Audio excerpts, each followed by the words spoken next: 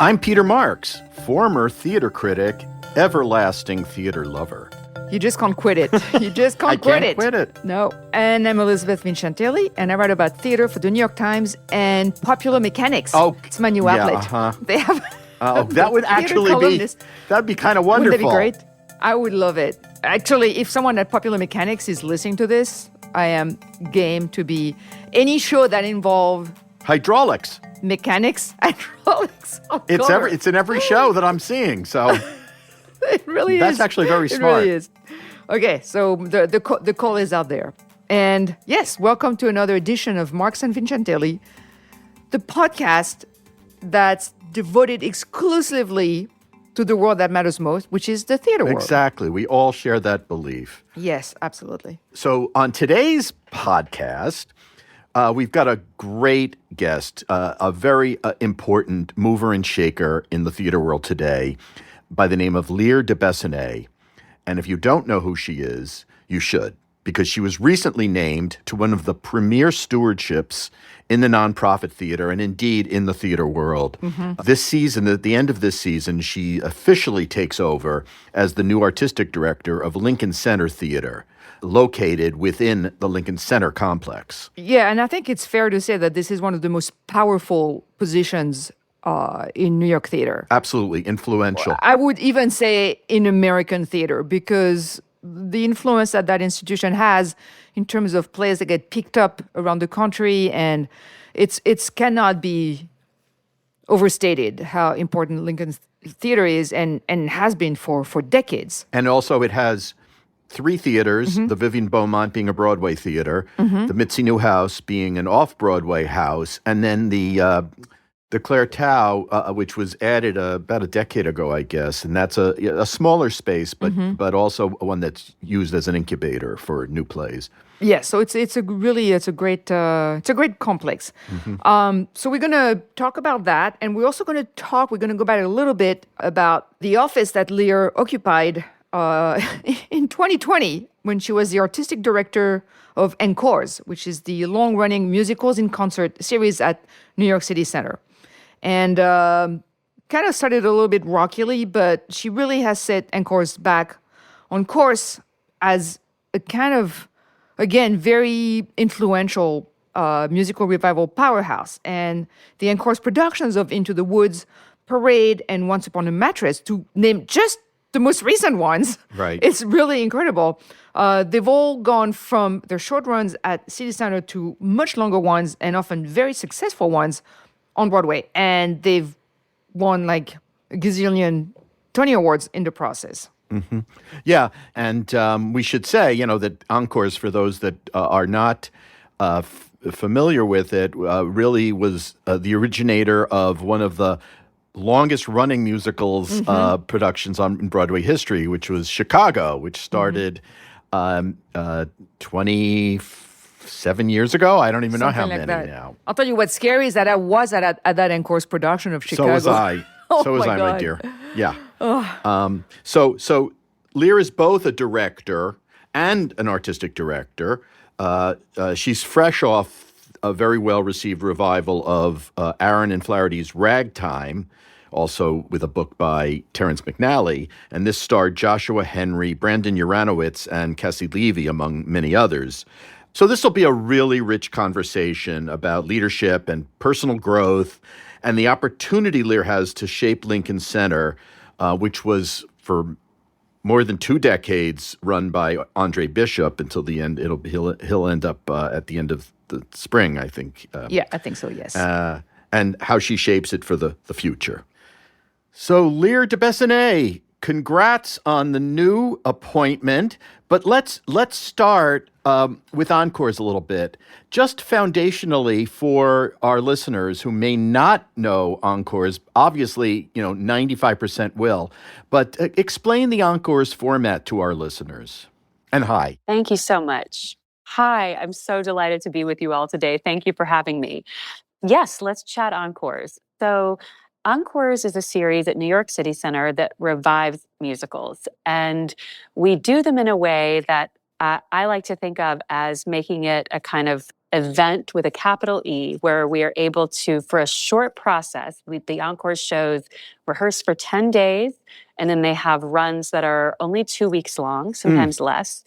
And we bring together a constellation of truly incredible Broadway talent gathered around an amazing musical that has, in all cases, an extraordinary score. That's one of the things we're looking for. Is the series is about celebrating the score of Broadway musicals. So we're focused on the music.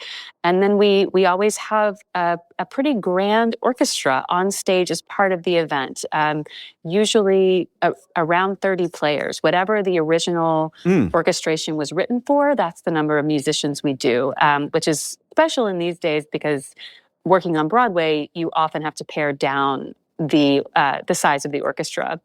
And at Encores, we blow it out in that way. You came to Encores from the public, where you'd worked for a number of years. What was that transition like for you to assume the reins at this other institution? Yes. Well, I have to mention that transition happened in 2020. I was actually due to officially assume my new role in May of 2020. So it was a very unique and adventurous time to step into leadership in that way. But what I had been doing at the public, I was at the public for almost 9 years. And during that time, I was the resident director. And I also started a program called Public Works. And through Public Works, we would do large-scale musical adaptations of classics that would happen every summer at the Delacorte Theater, similar to Encores, a sort of comet across the sky in that we would have a short performance process. But the Public Works shows usually feature a balance of usually 5 Broadway actors and then about 195 community members performing in those shows. And I think my passion that is foundational both to my work at the public and at Encores and now at Lincoln Center is really believing that theater is must be a space of welcome, where people from all different backgrounds can gather around human stories and feel connected to one another and be able to find empathy and be able to have a space outside of mundane life, which, as we know, is hard. Life is hard. And so having a space to sort of gather around the question of what it is to be human and to realize that, in fact, other people experience many of the same emotions that you do. I think that's the function of theater. And it's why I care so deeply. And that has informed the values really in all 3 of these places. And I think also, as a side note, I think we have to thank Public Works, because you really gave like Shanna Taub, like Yes. that series really propelled her. Like That's I think right. she learned a lot working on those shows.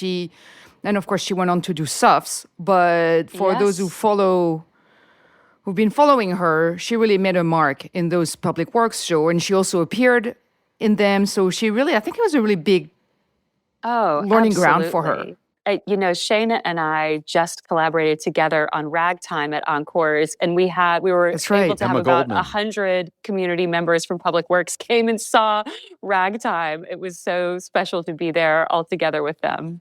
That's wonderful. I think what was amazing, and Encores also, I think we need to say, it's been going on for a while. So it has a very loyal audience. Yes. The subscribers are fanatically loyal to.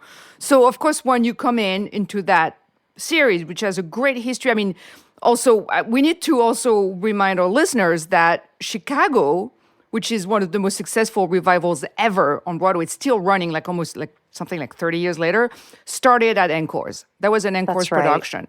So there's also a long history of shows going from Encores to Broadway. And that actually happened with you almost like very quickly, right? Can you Yes. tell us a little bit about that? Because I think a lot of people over the years have thought, this production, this one will not transfer. Like that was never the objective. Encores That's right. it's not a workshop for Broadway, right? No. Can you tell us a little bit how that works? Yeah, absolutely. Well, you started with the correct premise, which is Encores is not there to launch Broadway shows or test out material for Broadway at all. It has its own mission, which is really about a deep celebration of musicals and the history of musicals. Um, and I think coming into the series, one of the things that was very important to me was to honor the people that had been there from the very beginning, that had that really deep loyalty, and also find a way, as Encores sort of continued into its next chapter in the future, to be able to welcome, just to widen the embrace so that we could continue to have new people discover it, people that had never been before. And it has happened that a number of the shows during my time there have transferred. And again, I would say with zero of those shows did we go in with the intention for it to transfer. In fact, we were like with Into the Woods, which was the first show to transfer during my time, we actually had complete clarity at the beginning that no matter how great it might be, it was not going to be able to transfer because the rights were not available. The first class rights were not available. So we fully built it knowing that that was not a possibility. Interesting. And we really just tried to make it, I think what I'm always interested in is how to reveal the show to the audience and to ourselves as artists, how to reveal it for what it is. And that is sort of what we thought about with Into the Woods. And I'm interested from a casting perspective of casting actors who can reveal a part. That's sort of how I felt about many of the cast of Into the Woods. And then that's sort of how I felt subsequently. It's what I'm chasing as a director. And I think the kind of happy synergy that occurs is that a lot of times when you're just making something to be an event that you want to be meaningful in people's lives and that aims for a kind of just very pure artistic revelation of the show itself, that ends up being something that more people want to see than can see it in a short run.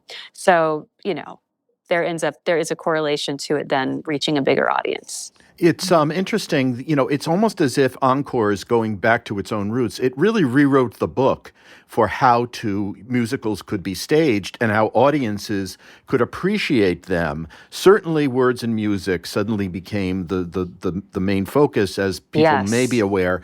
The staging, though actually quite elaborate at times, is really supposed to be kind of skeletal. I mean, that it's not the feature is not the visual elements, although I think you've used that very, very innovatively on the stages at City Center.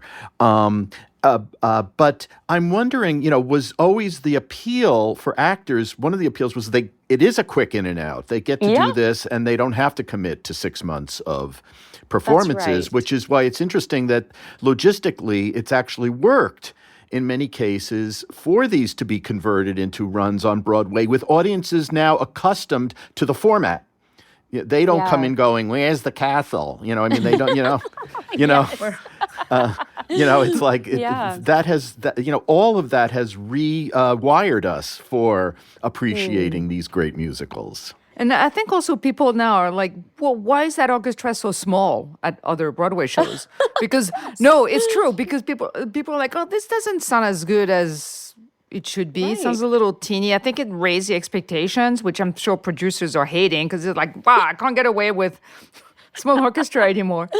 But there's also the issue, I think, with Encores of preservation and how faithful do you stay?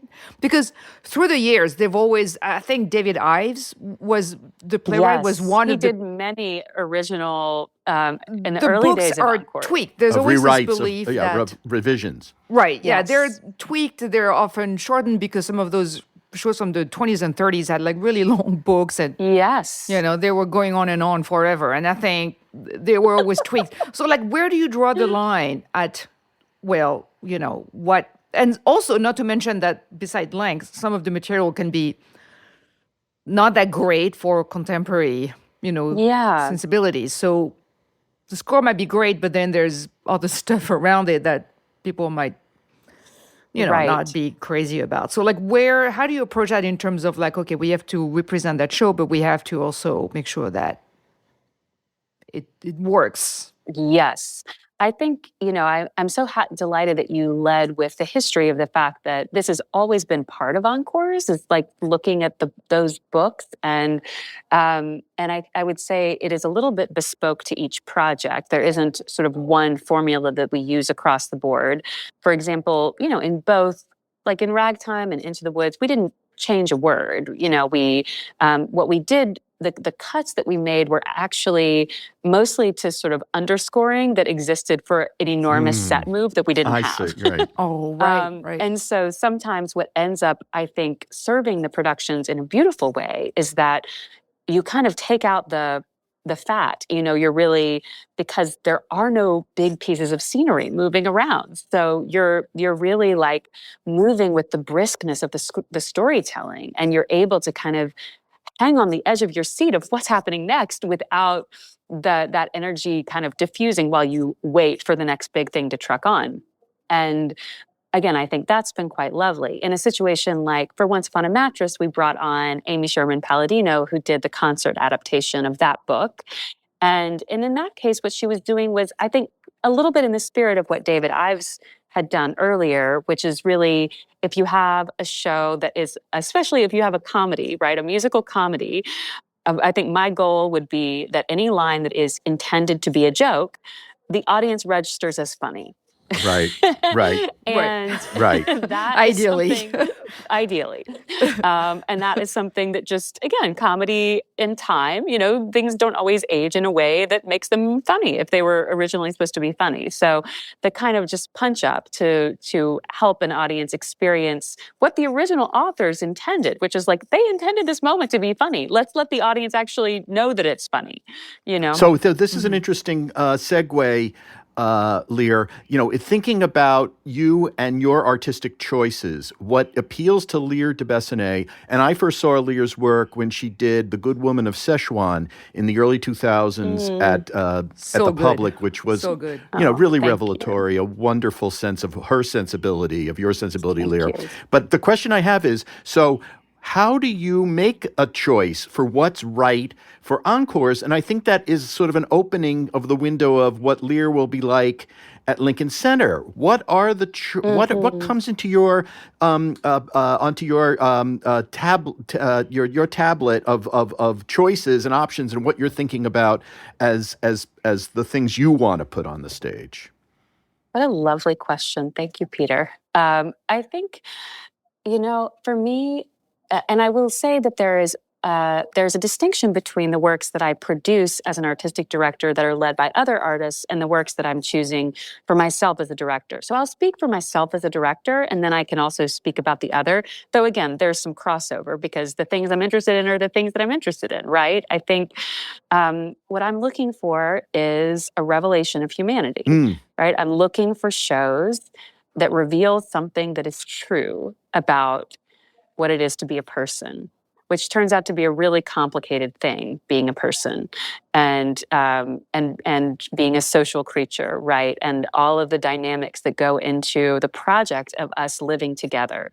I think if you were to look at probably every single thing I've done for like, what's the one thing that could be said of all these things, I would say community, and I would say humanity. And I'm really interested in what is a human community, and I think that holds within it both tremendous joy and delight, and also real darkness and pain and confusion, and all of those things are part of our experience. And so for me, I think on a first level, I have to feel like I have to, when I read and listen to a show, and for me with musicals, it usually does begin with listening to the show. I have to feel a sense that there is something like a kind of radiant truth that is vibrating within that show, no matter its genre. Again, comedy, tragedy, whatever it is, it has to feel true. And then, I tend to like shows just personally. I'm not as drawn to things that are about sort of a single person's narrative. I really love shows that have, again, where you're following actually a community of people. So revealing. There is something about the scale in which you work, Lear, and it was occurring to me as you were talking, but I think Elisabeth has a question. I can see it on the tip of her tongue. No, go ahead. I just thought of that in terms of, Ragtime, which we all just saw a beautifully sung version, and it starts with the image of a child at a piano, one person, and it expands from there. It opens up. It was the first time I've ever seen it done quite that way, as I recall. And then it opens up to the worlds of that Dr. O conjured, and then Terrence McNally, and obviously Ahrens and Flaherty. But I think that is the through line for Lear deBessonet often is you want there's an epic scope to what you do on a stage. Because I'm always amazed, how the hell does one marshal all these people and make them into a whole? That always is a miracle to me when that's done well. You seem to have an instinct for it. Yeah, the crowd master. Thank you. It's certainly what I care about. Interesting. Yes. Well, that applies to Titanic as well, which, was also the same. Yeah. Absolutely. Yeah. And in a different way, Jelly's Last Jam. It's like these shows do have, there is a largeness of that they're holding. And again, a question of community. Well, I think we often also in New York, we often don't speak about directors enough. But I think that's an American theater thing where the writers take precedence. I'm going to snap to that, Elisabeth. Listen, I am a big, I'm a big proponent of that. And I was interested in, and one of the things we also don't usually ask of directors and artistic directors, like what are some of the productions by other people, not one of yours, obviously, that you've really liked, that have impressed you for whatever reason, where you're thinking, damn, I wish I had done that. Although maybe not, because sometimes it's just not what you do, but you can still admire it. You know what I mean? I wouldn't do that, but wow, that blew me away. Like, what blew you away? Like, that you can think of? I think some early foundational things I saw that blew me away. I don't know if you all, I'm guessing you all are familiar with the French company Théâtre des Soleils. Of course. Oh, yeah. The director. Ariane Manouchkin. And in fact, Lincoln Center Festival used to bring them. Ariane Manouchkin, yes.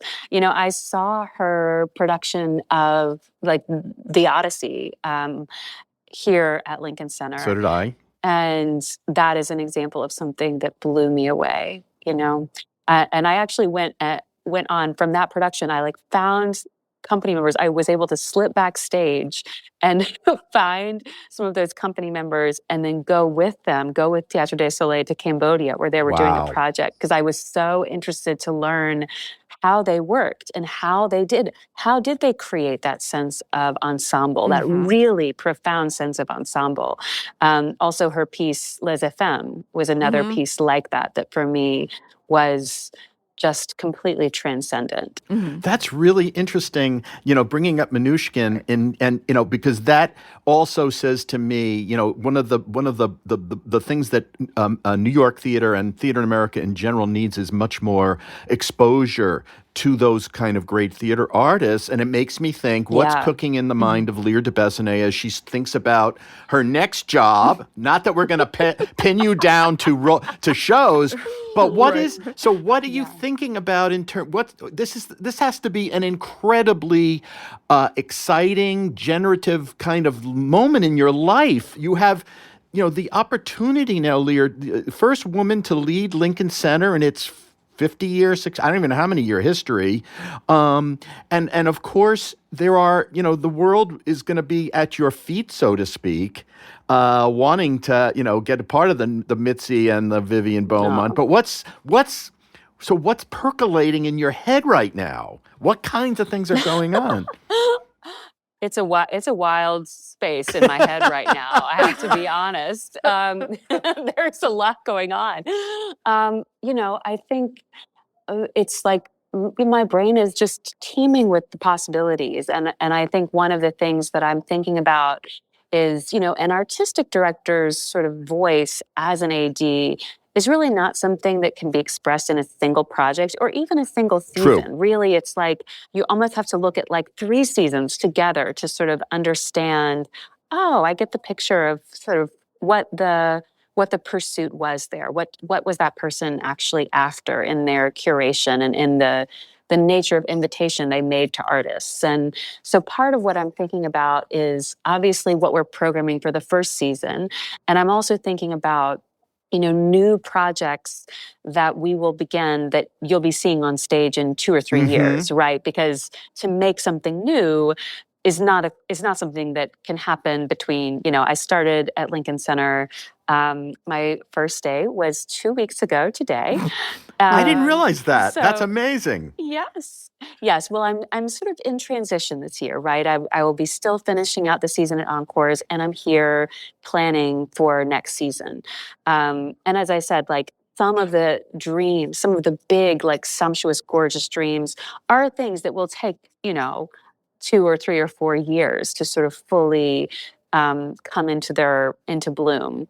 But I'm humbled by just by the grandeur of these spaces and thinking really about this as an artistic palace that is that should be a palace of the people. And I walk every day past that plaque by the stage door that says not for the privileged few but for the many.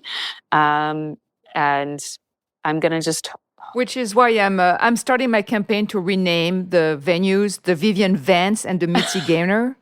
You can keep their first names. See how convenient that is? Like, I think it's very doable. Just totally saying. doable. I love You're going to it. wash that name right out of doable, your right? hair. That's what you're going to do. I know we have a limited amount of time with you, Lear. So we'll wrap up, unfortunately, so that you have. I know you have 42 other meetings today, probably with people who want to use. We're just setting up for like part 2 of this in a few months. But the other question, I guess, is butterflies. It has to be kind of humbling. Is it not? I mean, you started out as this kid from Baton Rouge, Louisiana, right? Staging plays in your backyard. Yes. Or, the journey has to feel sort of surreal. Yes. Oh, absolutely. I like to hold a sense of awe, an awe and gratitude. And then there are these other ways that I'm like, of course, this feels like a perfect fit. I was chatting with somebody at lunch about. There was a conversation at lunch today that reminded me of this like really extensive plan that I drew up when I was 10 for the theater company that I was going to run when I grew up in Russia. Absolutely. And it was because I was 10 in 1990 and like perestroika was happening. And in my 10-year-old brain, it was like theater belongs in places that people need it. And so. Wait, you were in Russia? No, I was in Louisiana. But I was going to say, I lost the train there. Sorry. But I drew up these when I was 10, like at that time, because I had many different sort of manifestos that I created as a young person. Like Constantine. And my plan was, when I was 10, was like, well, my theater, I'll be running a theater company in Russia because that is a place where that work would be needed right now. It's hilarious. Again, it's like it's so outrageous and embarrassing on so many levels. But again, it's like there's, you see in the seed of that there was like, I feel a sense of calling, and it's like it's like a sense of humbleness Amazing. around it. But I do feel that, and I'm just so grateful and honored to hold this space. Yes, we'll check in again in a few months when your hair has gone completely white. No, well, no. Looking forward to that.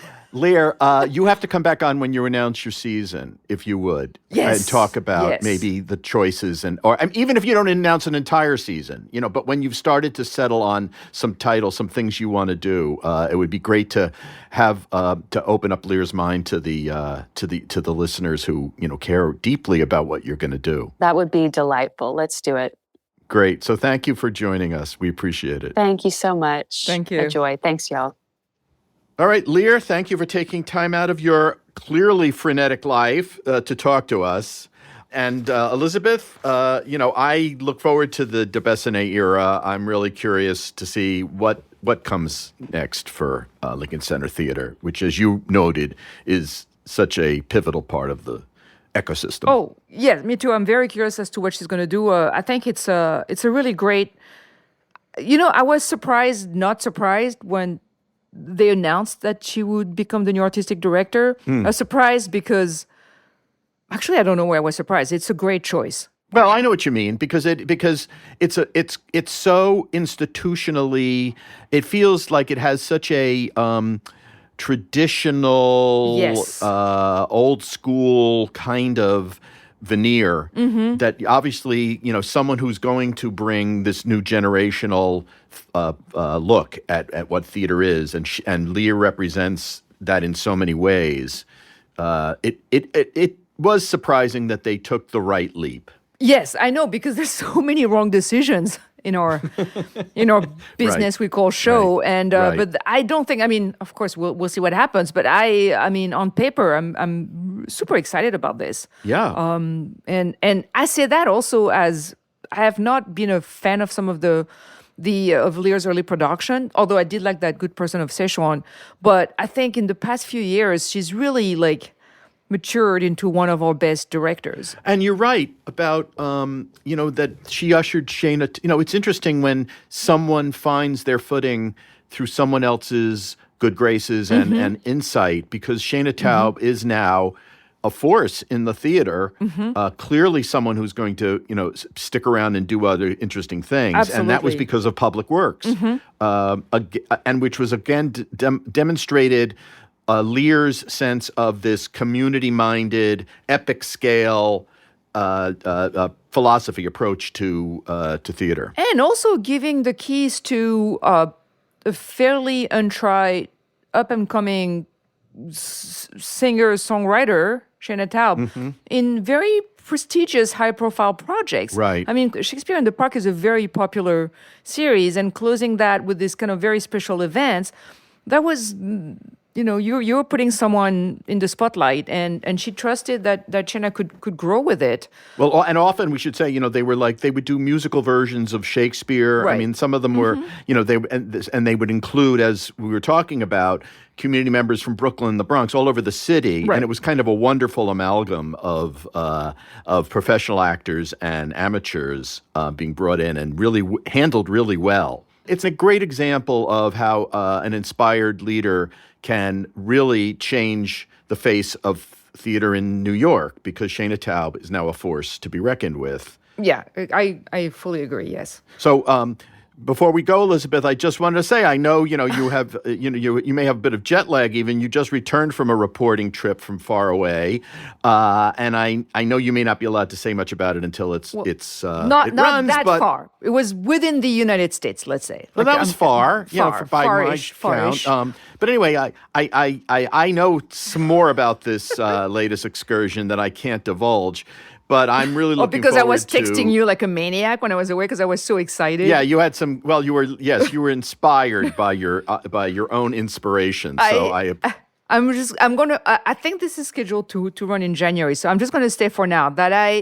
Every time I do one of those road trips or assignments, I fly there, but I come back so jazzed about theater in this country and what people are doing that by the way, if listeners please send us tips on, if there's a great scene in your corner, please send us and tell us about it. I'm always trying to go visit new places. So, but I always come back completely jazzed about the ingenuity and the passion that people are putting in sometimes an environment that's not the most hospitable to Right. theater. Right. And it's I always come back completely energized, and I'm good to go for another year. Basically, I do one of those a year, and this one, oh my God, this one is going to be so much fun. It's going to be so much fun. Well, when people ask me if I miss reviewing, I say, I don't really miss the day-to-day grind, but I do miss coming up with ideas for surprising stories, for stories that feel like they're adjacent to what we do every day, but yet are really reveal something bigger and more fun about the theater. And it's the sort of thing that Elisabeth Vincentelli dreams up all the time. So that's really I'm really interested in how the theater really connects to how people live, and not just in the subject of the shows, but in how those shows are made. Right. How are they put on stage? And it's an endless source of fascination for me. I mean, like, Yeah, and also just the remarkable aspect of people with theater brains. We tend to think they cluster in, New York or, LA or Washington or Chicago, but, they really exist scattered across countries and continents. I think this one is another one that's like surprising, but not surprising. It's the Lear Right. deBessonet's appointment of theater stories. Got it. Surprising, That's but funny. not surprising. That's- Oh my goodness. So there's a lot to look forward to, and we'll absolutely have to do an episode about this particular trip. But in the meantime, that's it for us, and I believe it's the 57th or 58th edition of Marx. Is it really? And Vincentelli, yeah. Seriously? Yeah, something like Oh yeah. my I God. saw on Substack the count. So, Oh my God. Yeah. We've been doing this a I can't while. believe this is happening. I know. So thank you again for listening. And yes, you can find us on Threads. And actually, I think we found a new, very cozy little home on Blue Sky. Yeah. Both of us. I'm really enjoying Blue Sky. I just joined, and I think the platform is much more hospitable to theater people. Maybe we should start a Marx and Vincentelli account on I there think too. we probably should. Yeah. Actually. This podcast lives at marxvincentelli.substack.com. Please subscribe. And until next time, I'm Peter Marx. And I'm Elisabeth Vincentelli. Talk soon.